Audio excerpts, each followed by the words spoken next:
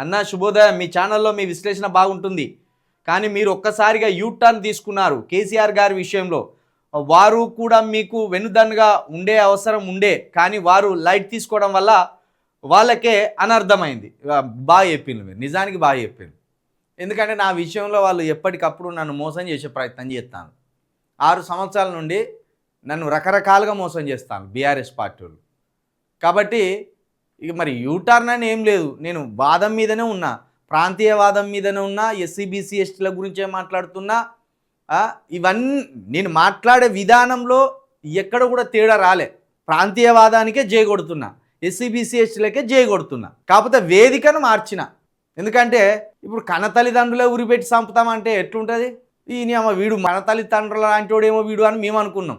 అరే వాడు 6 సంవత్సరాలుగా మోసాల మీద మోసాలు చేయబట్టే వాని కోసం పోయి జైల్లో పడితే వాడు అంత మోసం చేస్తే ఇక దేనికి?